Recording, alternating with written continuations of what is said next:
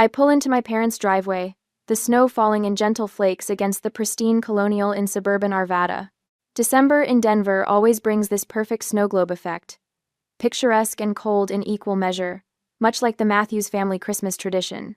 My hands tremble slightly as I check my lipstick in the rearview mirror. Just tell them about the promotion, I whisper to myself, rehearsing the words I've practiced for days. Creative director at 31. They can't dismiss that. The trunk contains carefully wrapped presents, each one selected with painful precision. Hidden beneath them, a small velvet box burns a hole in my purse. Daniel's ring, purchased on an installment plan I can barely afford. But some things are worth the sacrifice. The front door swings open. Dad stands there, his smile genuine but distracted, already glancing over his shoulder at whatever crisis Mom is manufacturing in the kitchen. Holly, you made it. He pulls me into a quick hug that smells of Old Spice and pine. Before I can respond, Mom appears behind him, critical eyes sweeping over me like searchlights. That green dress washes you out, dear, she says instead of hello. I wish you'd worn the navy one I bought you for your birthday. I swallow the familiar sting. Merry Christmas to you too, Mom. The living room is a museum of Christmas past, the same decorations that have adorned the walls for 3 decades. Cousin Jim and his wife occupy the love seat, while Uncle Ray nurses his usual whiskey by the fireplace. Grandma Eleanor sits in her designated armchair, her eyes crinkling with warmth as she spots me. There's my Holly, she says, extending her hand.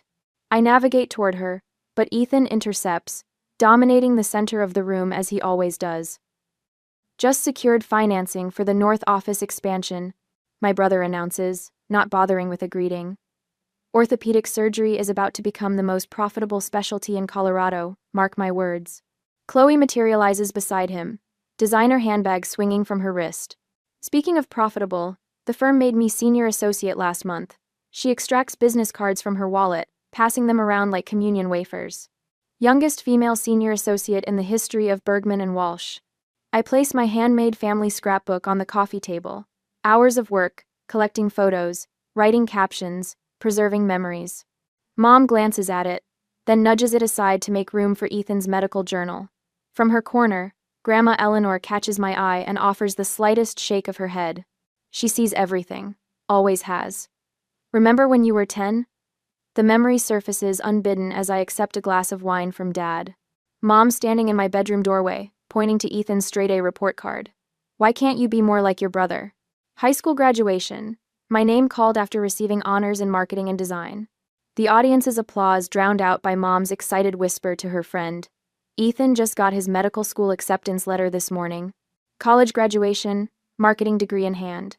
It's not a real career, honey, Dad had said gently, but it'll do until you find something permanent. Assess. Then the pattern began. First, Mom calling about their broken furnace during the coldest February on record. We're a little short this month. My first real paycheck, sliced in half to cover their repair. Later, huddled in Mom's car, her voice dropping to a conspiratorial whisper after I'd written another check. Don't tell anyone about this. It would embarrass your father. I return to the present as Dad carves the turkey with surgical precision, his hands steady and sure in a way mine never are at these gatherings. The perfect slices fall onto Wedgwood china as relatives pass serving dishes around the table. My wine glass is nearly empty when I clear my throat. Daniel and I are engaged. The words hang in the air. The only sound is Grandma Eleanor's soft clapping, her weathered hands creating gentle applause in the suffocating silence. Mom sets her wine glass down with deliberate care, the crystal making a sharp sound against the table. Her mouth forms a thin line before she speaks. Well, she says, each word measured and cold. I suppose someone had to take you. You're the most useless child we have. The table falls silent. Ethan studies his plate. Chloe examines her manicure. Dad's knife pauses mid-slice. I wait for the familiar burn of tears, the instinct to flee to the guest bathroom and compose myself. It doesn't come. Instead, an unexpected calm washes over me, like stepping into an eye of a storm I've been battling my entire life. My phone sits beside my plate. I pick it up, open my banking app, and begin scrolling through transaction after transaction. Mom watches with narrowing eyes as my thumb flicks upward through months of financial history. Dad notices the change in my posture, the straightening of my spine, the slight lift of my chin. He sets the carving knife down, confusion etched across his face. "Holly?" he ventures. I look up, meeting Mom's gaze directly for what feels like the first time in years. "Then stop calling when you need money," I say, my voice steady and clear in the Christmas dinner silence. I can almost hear the foundation crack beneath us, the family hierarchy shifting like tectonic plates. Grandma Eleanor's smile spreads slowly across her face as the dining room table becomes a battlefield, with my small revolution finally declared. I scroll through my banking app, the blue light illuminating faces around the Christmas table. The silence feels like a physical weight, pressing down on shoulders that have carried financial burdens far too long. "Let me show you something interesting," I say, my voice steadier than I expected. December 3rd, $1,150 to Matthews Leasing. My finger taps the screen. "That's for your Lexus, isn't it, Mom?" Margaret's face tightens. Thomas glances between us, fork suspended halfway to his mouth. November 15th, $2,750. I look at Dad. "Your knee surgery deductible? Remember how worried you were about meeting it before year-end?" His eyes drop to his plate. October 2nd, $3,200. My gaze shifts to Chloe. Bar exam prep course, premium package. Chloe's cheeks flush pink against her cream blouse. August 24th, $4,500 wire transfer. I turn to Ethan.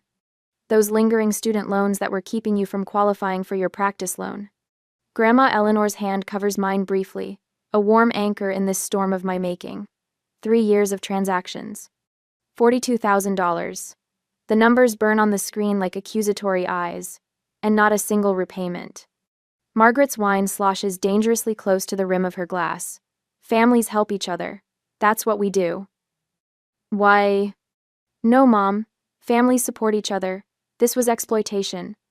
"You could have said no if it was such a burden," Chloe snaps, her voice high and defensive. "Nobody forced you." A laugh escapes me, surprising even myself. "You're right. Nobody held a gun to my head. Just emotional manipulation and the promise of finally being worth something to this family." Mom's eyes narrow to slits. "What exactly are you implying?" "I'm not implying anything. I'm stating facts." I scroll through another month of transactions. My lease renewal depends on the bonus I saved.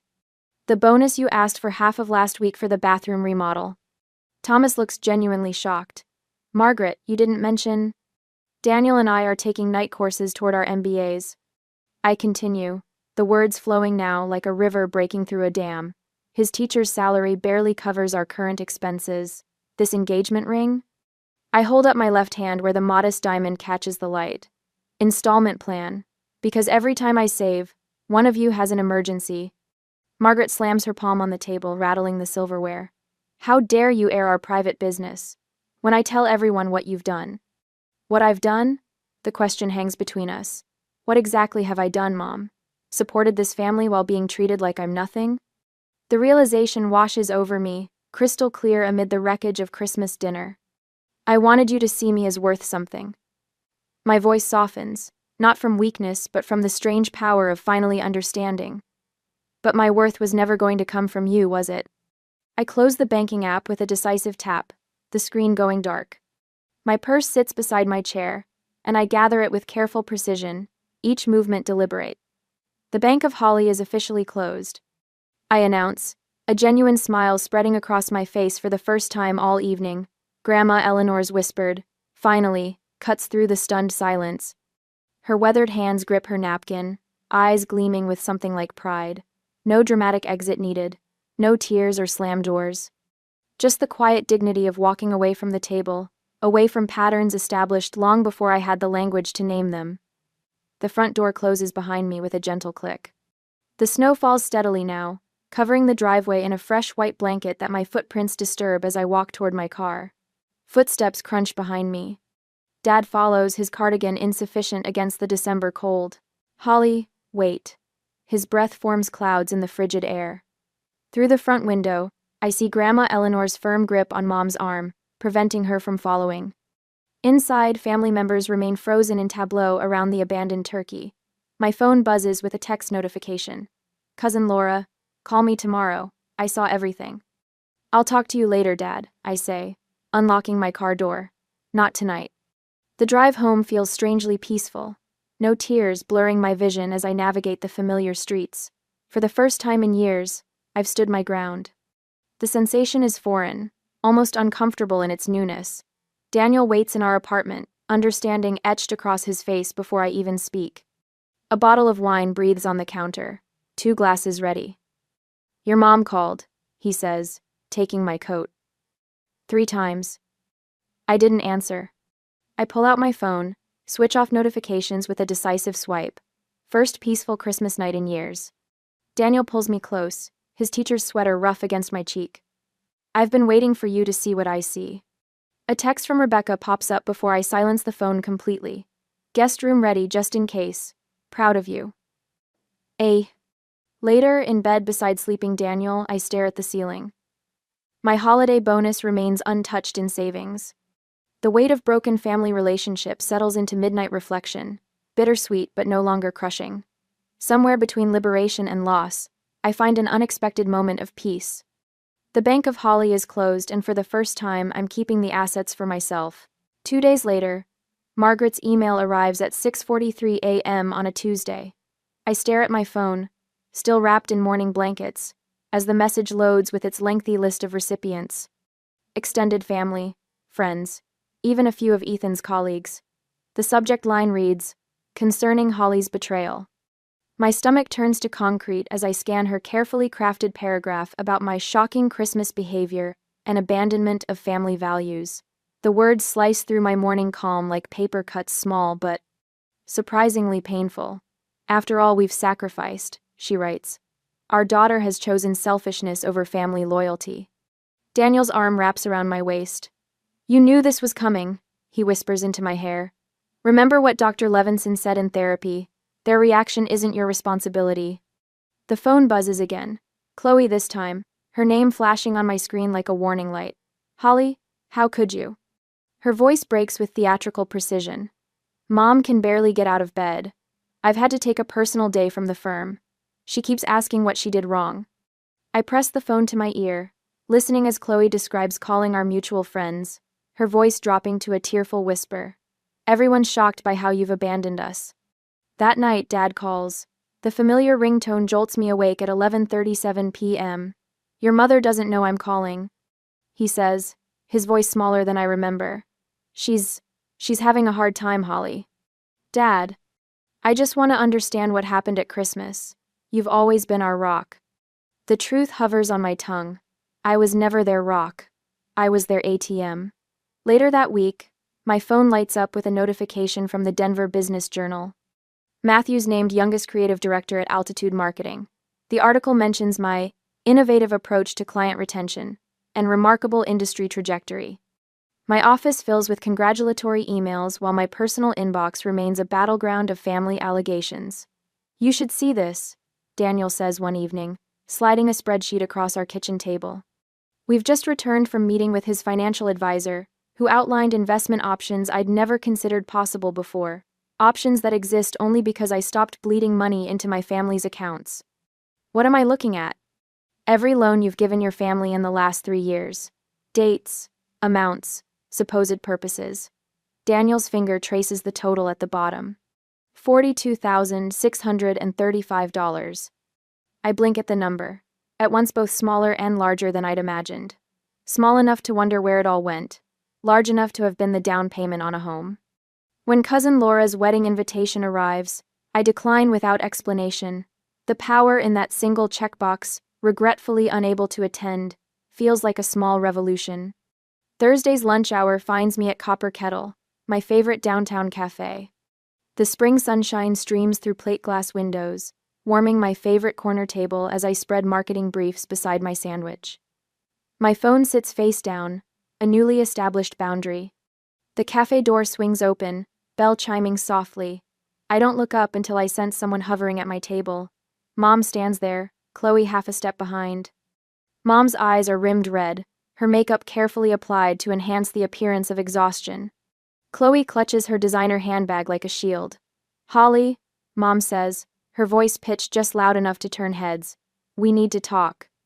My throat tightens. The cafe, my sanctuary, my lunch break escape suddenly feels like a trap. They've chosen a public setting deliberately, knowing I can't escape without creating a scene. Mom slides into the chair opposite mine without waiting for an invitation. Chloe hovers, then sits. The briefs between us become an inadequate barrier. How could you do this to your family? Mom's voice breaks, the tears appearing on cue. After everything we've done for you. Dad's knee is getting worse, Chloe adds, leaning forward. The doctor says he needs another procedure. Is that what you want? For him to suffer because you're being selfish? I lift my coffee cup, taking a slow, deliberate sip. The warm liquid steadies me as I set the mug down with a soft click against the table. I love you both, I say, surprising myself with the steadiness in my voice, but love doesn't require sacrifice. Mom's eyes widen. This isn't the script she expected. Dad's health isn't dependent on my bank account, I continue, and we both know his insurance covers 80% of any procedure. You don't understand, Mom begins, but I cut her off with a raised hand. I understand perfectly. You're not here because you miss me. You're here because you miss my money. The cafe manager approaches, concern etched across her face. Everything okay here, Miss Matthews? Your usual table is always reserved for you. Everything. I nod, grateful for the interruption and the unexpected ally. Everything's fine, Vera. My mother and sister were just leaving. Mom's mouth opens in shock. This isn't how our confrontations normally end, with me still seated, composed while she's dismissed. I reach for my wallet, counting out bills for 3 coffees, and place them deliberately on the table between us. This is the last bill I'll pay for you, I say quietly. As they leave, I notice Rebecca at a corner table, her phone positioned to capture the entire exchange. She gives me a thumbs up before returning to her laptop. That evening, my office implements visitor screening protocols after I explain the incident to my supervisor. Family drama shouldn't impact our workflow, she says matter-of-factly, updating the front desk security list. The weekly lunches with Grandma Eleanor become my sanctuary. I've waited 30 years to see you stand up for yourself, she tells me, buttering her roll with precise movements. Your grandfather would be proud. Daniel's colleagues from school send encouraging texts after hearing about the coffee shop confrontation. Cousin Laura calls with her own stories of family financial pressure, confessing she's been on the receiving end of similar demands. The knock at my apartment door comes unexpectedly on a Tuesday evening. The peephole reveals Dad standing alone in the hallway, his shoulders slumped under his worn canvas jacket. Can I come in? He asks, eyes darting down the corridor as if afraid of being seen. I hesitate before opening the door wider. He sits awkwardly on our couch, hands clasped between his knees. I never knew, he says finally. How much you were paying, I mean. Mom didn't tell you? Mom didn't tell you? He shakes his head, then reaches for the folder he brought. I found your spreadsheets, the ones you left at Christmas.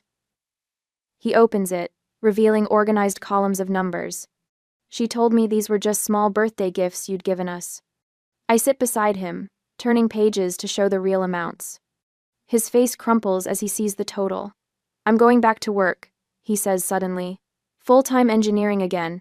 Peterson's firm has an opening. Dad, you don't have to. I do. His eyes fill with tears as he takes my hand. I failed you as a father, Holly. I let her. I let this happen. Later that week, I start a journal dedicated to family interactions. Each call, text, and confrontation documented with clinical precision.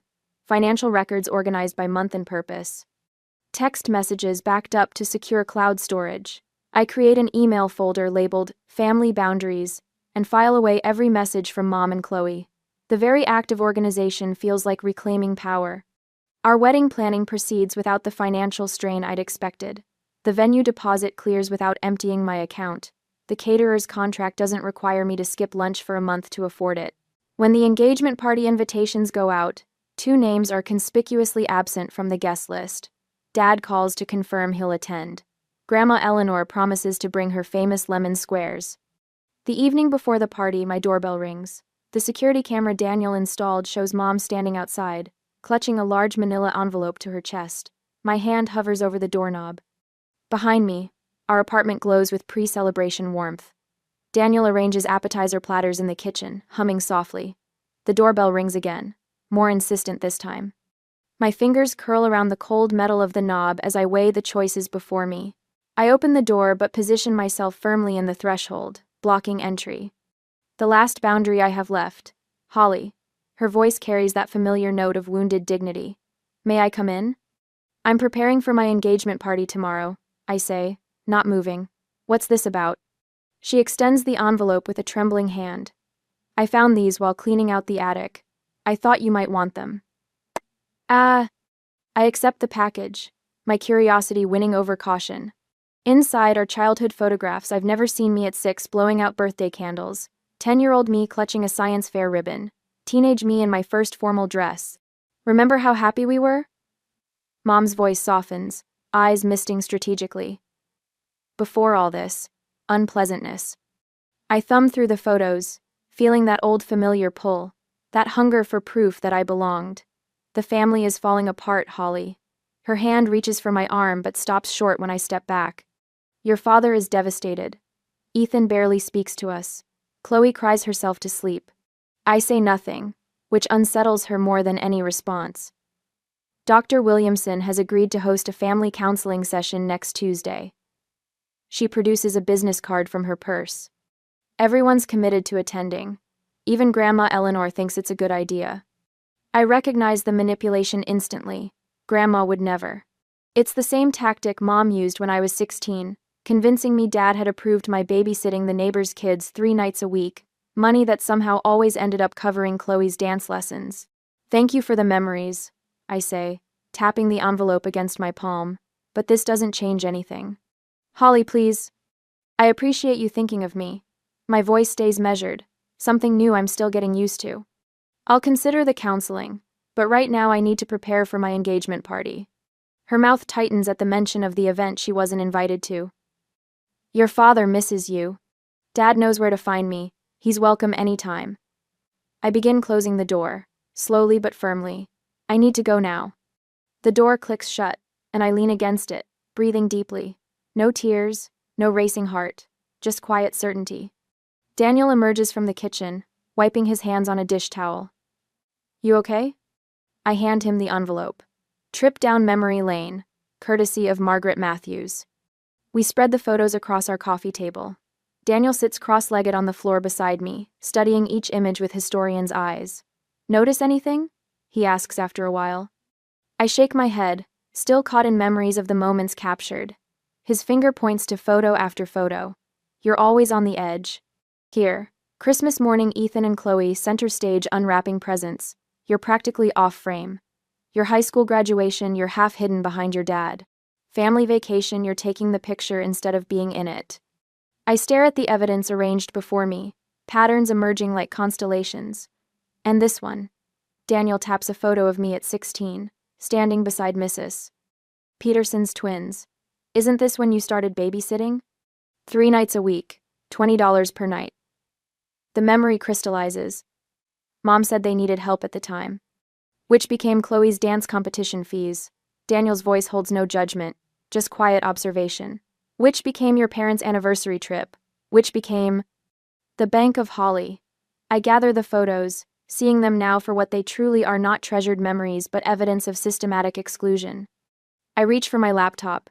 I'm starting a new album, one that begins with our engagement. Daniel kisses my forehead. Perfect first entry. The engagement party transforms our small backyard the next evening. String lights crisscross above patio furniture borrowed from Rebecca's parents. Colleagues from the marketing firm mingle with Daniel's teacher friends. Champagne flutes catching golden sunset light. I'm helping Grandma Eleanor to a chair when a ripple of tension sweeps through the gathering. Chloe stands at the garden gate, Ethan hovering uncomfortably behind her. Family should be invited to engagement celebrations. She announces loudly, striding into the yard like she's entering a courtroom. Conversations pause. Glasses freeze mid-sip. All eyes track the unfolding drama. Daniel's hand finds the small of my back, steady and warm. I've got this if you need me to. I shake my head. I'm good. Chloe reaches us just as Dad appears through the garden gate, looking both embarrassed and determined. What are you doing here? I ask quietly. We're still your family, Chloe says, voice rising. You can't just cut us out because... This isn't the place, Dad murmurs, but she ignores him. Rebecca moves protectively toward me, champagne bottle poised like a weapon. Daniel's father taps his glass for a toast, unaware of the brewing storm. To Holly and Daniel, Two extraordinary teachers, one of history and one of boundaries. Quiet laughter ripples through the gathering. Family should come first, Chloe interrupts, tears brimming. Before careers, before fiancés, before... This is about Holly's future. Grandma Eleanor's voice cuts through the tension like a knife through butter, which is exactly what family should celebrate, not sabotage. Emiso. The brutal simplicity of her words silences everyone. My colleagues exchange glances, witnessing firsthand what I've tried to explain in break-room conversations. Thomas. Chloe appeals to our father. Tell her this isn't right. Tell her we're leaving. Dad looks at me, really looks at me, perhaps for the first time in years. Then he sets his glass on a nearby table and straightens his shoulders. I'm staying, he says quietly. Chloe's face crumples. She spins on her heel and storms out, mascara tracking down her cheeks.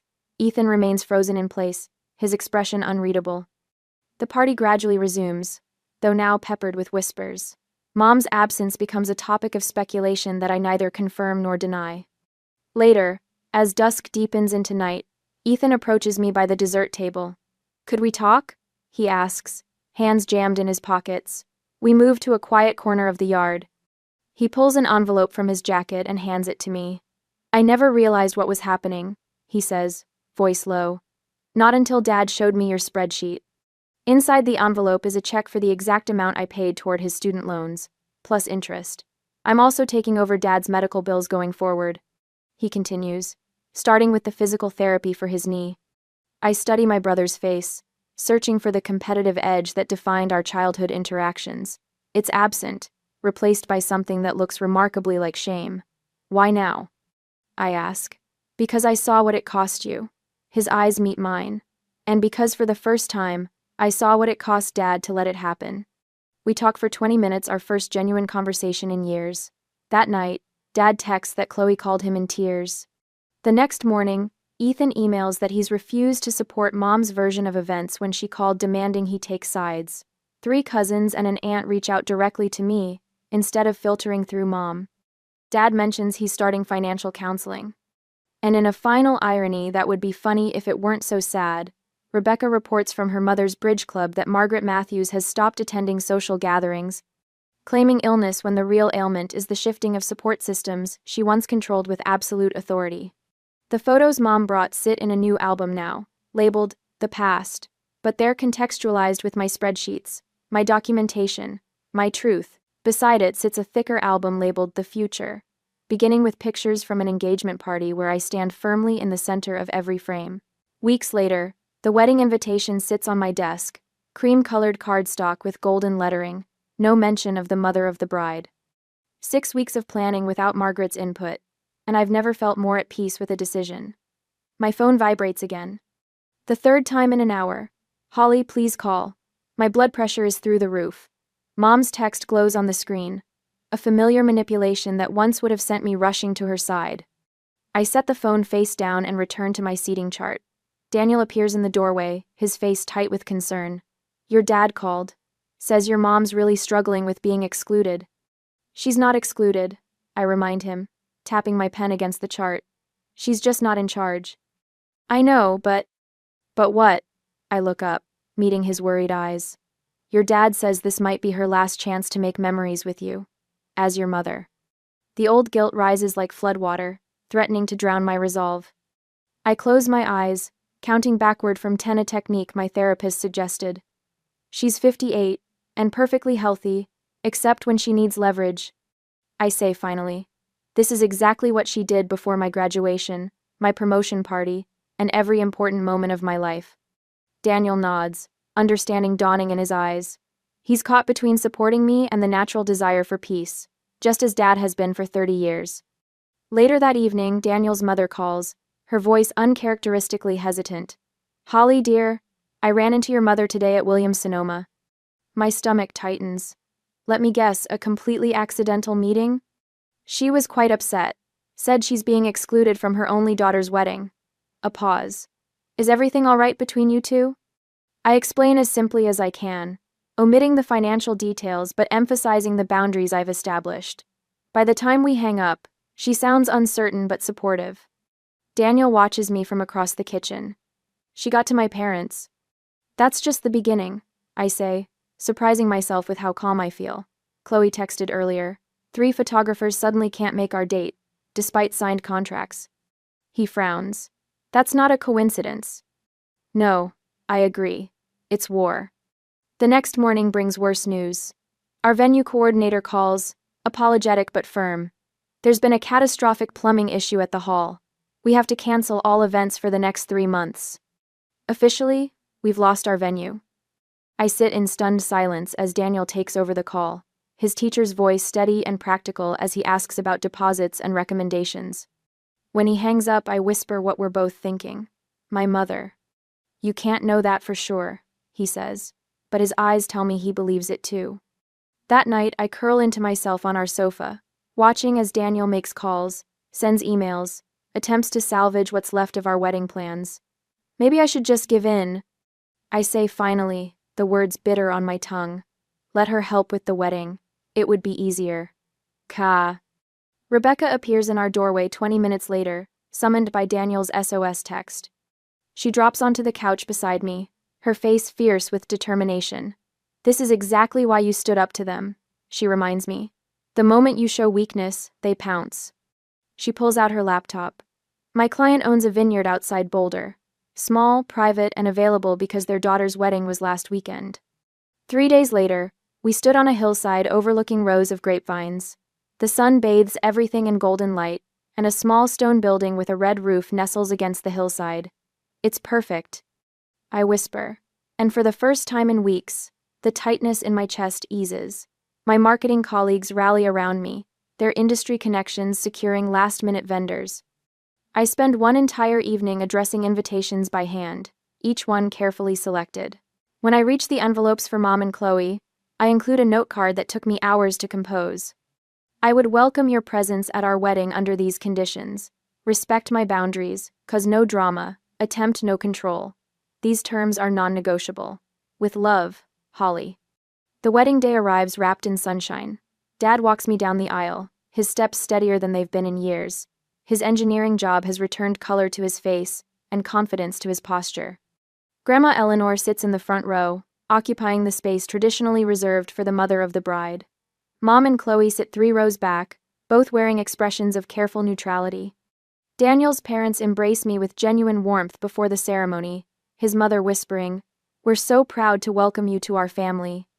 I don't cry until Daniel reads his vows, his voice steady as he promises to stand beside me through whatever comes. Your strength has taught me what real love looks like, he says, and I believe him. At the reception, I've placed my career award from last month's industry dinner on a small table near the guest book. Beside it, tucked into our wedding album, is the spreadsheet summarizing the financial history between my family and me, a record, not a weapon. During the father-daughter dance, Dad whispers, "I've never been prouder of you, Holly." Later, I find a moment alone with Mom near the dessert table. She looks smaller somehow, less commanding in her carefully chosen navy dress. "I forgive you," I tell her quietly, "but I won't forget." She opens her mouth, likely to protest, but I continue before she can speak. "My home and my finances are off limits to you from this day forward. That's not negotiable." Something shifts in her eyes, a realization that her old tactics won't work anymore. For perhaps the first time in my life, she looks at me with something approaching respect. "I was wrong about you," she says finally. The closest thing to an apology I'll ever receive, but it's enough. During the sister dance, a tradition I created just for today, Chloe leans in close. "I'm sorry," she whispers, the words almost lost in the music. "For everything." I nod, accepting but not absolving. Some relationships take years to rebuild, and we're only at the foundation. Across the room, I watch Dad laughing with Daniel's father, his shoulders relaxed, no longer carrying the weight of keeping peace between warring factions. Mom sits with Grandma Eleanor, their conversation clearly strained but civil. The old hierarchy has crumbled, replaced by something new and uncertain. I'm not cruel in my victory. I don't need to be. The power lies in my smile as I dance with my husband, in the knowledge that I've claimed my life as my own. Not through dramatic gestures or scorched earth, but through the quiet, unshakable power of boundaries drawn in love and maintained with conviction. 3 months later, the paint hasn't even dried on our modest brick bungalow, but it already feels more like home than anywhere I've lived before. Daniel rests his chin on my shoulder as I hang the MBA acceptance letter on our refrigerator, securing it with a magnet shaped like the Colorado state flag. Creative director by day, MBA student by night, he says, pressing a kiss into my hair. How did I get so lucky? I lean back into him, savoring the weight of his arms around my waist. The industry newsletter called it a well-deserved promotion for one of Denver's rising marketing stars. They're not wrong. His voice carries that unmistakable pride that still catches me off guard appreciation without expectation. The doorbell chimes, and I don't flinch or rehearse responses in my head. Those habits faded months ago, replaced by a steadiness I'm still getting used to. Dad stands on our porch, holding a cardboard box that smells like cinnamon and butter. Made it myself, he says, offering up his homemade apple crisp. Eleanor supervised. Our weekend brunches have become something of a tradition. Dad and Grandma Eleanor at our dining table, sharing stories over coffee and pastries. Sometimes we talk about Mom and Chloe. Sometimes we don't. Either way, the conversation flows, without the undercurrent of obligation that used to poison every family gathering. How's the financial planning course? I ask Dad, as he settles at our kitchen island. Turns out I have a knack for budgeting when I actually try. He laughs, the sound fuller than I remember from childhood. Paying my own bills feels right. Should have done it decades ago. Later, as December snow dusts our front yard, I slip into the emerald green dress hanging in our closet.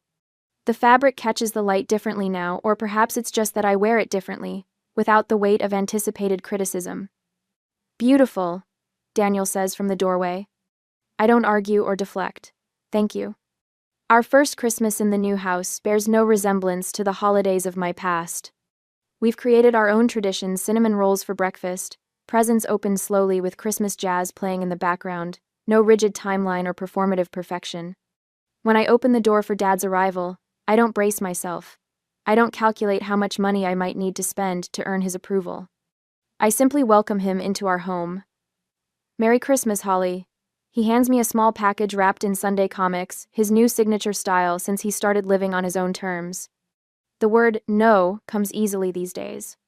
2 letters that used to feel impossible to pronounce now slip from my lips without hesitation when Chloe calls about just a small loan. I no longer justify my boundaries with lengthy explanations. My worth isn't measured by what I provide. In therapy last week, monthly sessions now instead of weekly, doctor. Patel nodded as I described a recent industry award. Notice how you didn't once mention whether your family would be impressed, she observed. Ethan called yesterday, genuinely curious about my latest campaign. Chloe found a second job to cover her credit card debt. And Mom. Well, Mom is learning that respect cannot be demanded, only earned.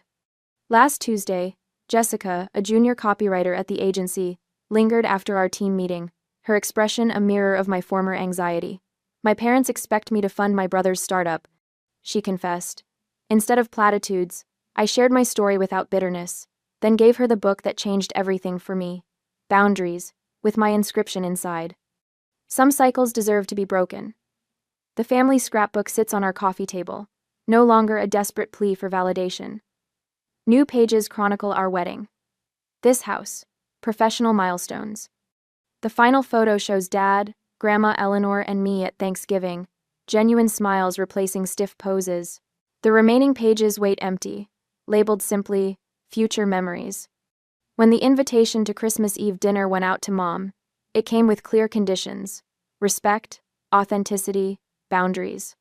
Her careful navigation of this new terrain, asking before offering advice, acknowledging Daniel's contributions, thanking us for hosting, reveals a fragile truce worth nurturing. In our family photo, everyone stands in their proper place, but now, that place is earned through love, not obligation. The bank of Holly closed permanently, and in its place, something more valuable emerged: a life measured by joy instead of usefulness.